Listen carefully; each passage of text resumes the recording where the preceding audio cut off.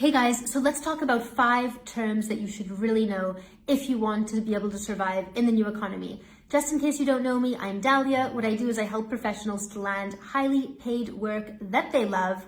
And as you know, we are in this new economy. Innovation is moving at a faster pace than ever.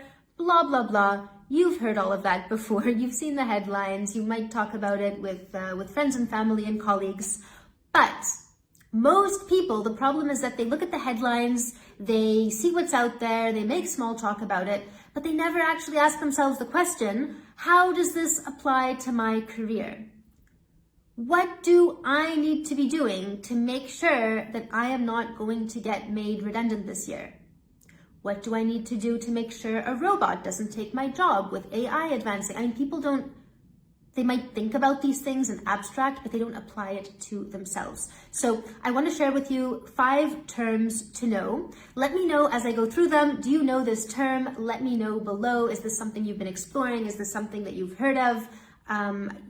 Give me some feedback. So the first one is the Great Resignation. So I assume you've probably heard this one, but this is because last year there were a record number of people quitting their jobs. Most of the headlines were in the US, but I believe this has been happening at even a global scale. And really, there are a few main reasons for this. One of them, some people were having to go into work and they didn't feel safe due to the pandemic. So they just decided, you know what, it's not worth it. It's not worth sacrificing my health. I feel disrespected. And they decided to quit. Other people were getting stimulus checks, so it gave them a little bit of extra leeway to finally be able to quit when they may not have been able to before, financially speaking. And other people just decided they were working from home. For a lot of people, for the first time in their life, they finally got a little bit of extra headspace and a little extra time in their day, and they realized, why am I here doing this job? Why am I sacrificing the majority of my time on this planet for an employer who I don't like and a job that I don't enjoy? And so that finally gave them that light bulb moment to be able to quit. So that's the Great Resignation. Another term that you might have heard of is anti-work. So this is really making the rounds on Reddit forum, on a Reddit forum, and it basically is the concept of, hey, what about employment for all and not just for rich people? How come you get to choose whether to work or not if you have money, and if you don't have the money, you're forced to work? So it's this whole concept of, working for the man and not having that freedom. And what if we all just made the decision not to work? What would happen then? So obviously there are different positions on this, and if you go and read Reddit, you'll see all kinds of controversial opinions, but that's really the main concept behind it, anti-work. The next one is quite similar. It's lying flat, and that one actually originated in China, which just goes to show that this is truly a global movement. Employees around the world are really feeling they're really feeling the same. And you're going to see if you go to to that forum, you're going to see people from all around the world who are commenting. And it just goes to show that this is something that's here to stay. This is something that's global. This is something that really employers should be taking notice of. But really, the concept of lying flat essentially means doing the bare minimum to get by.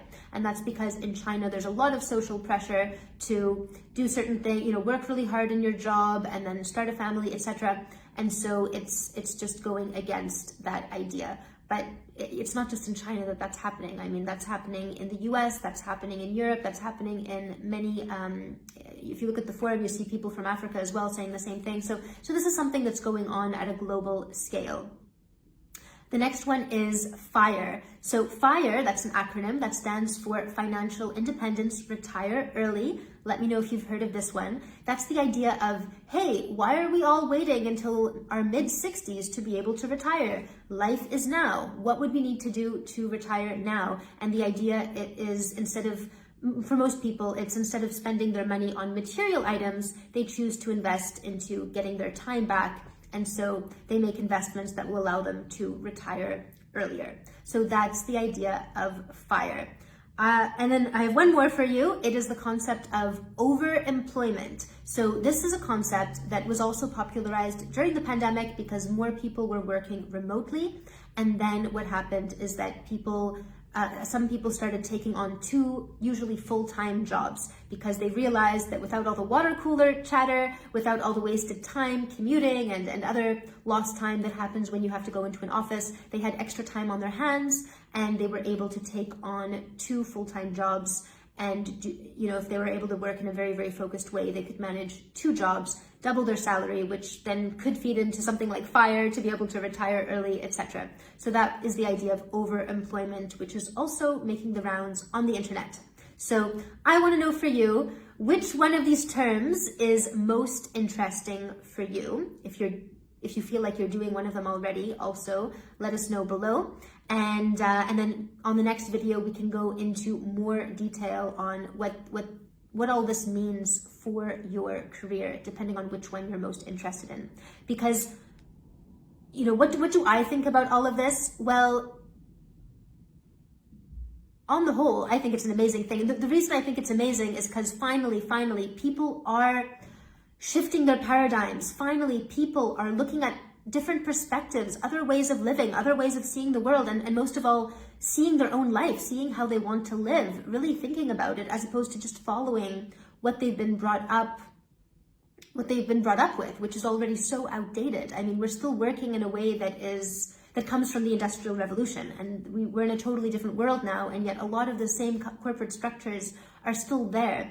And the more you can step outside of that and really think, hey, how can I create life on my terms? How can I get highly paid work that I love, which isn't going to be the same as what your neighbor loves or your friend enjoys doing, or maybe your colleague or your boss, but really, really creating life the way you want. And the more we can be educated about all of these different trends, the more we can start thinking about how to apply it to our own lives to, create the life that you actually want, instead of wasting your time on this planet working for someone who you don't like, doing something that you don't enjoy, that you don't feel passionate about.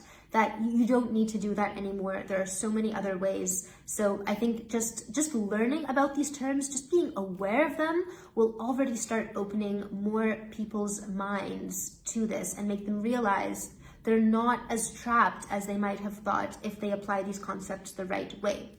Obviously, there are pitfalls to these. If you decide, I'm anti-work, I'm against the system, I'm just going to quit. Okay, if you quit without a plan, I don't know. Don't call out to me for help when you quit without a plan and don't know what you're doing. But if you do these things with a plan, with really conscious thought, you do things the right way, you learn from other people's experiences, absolutely, you can do things that previously seemed completely impossible.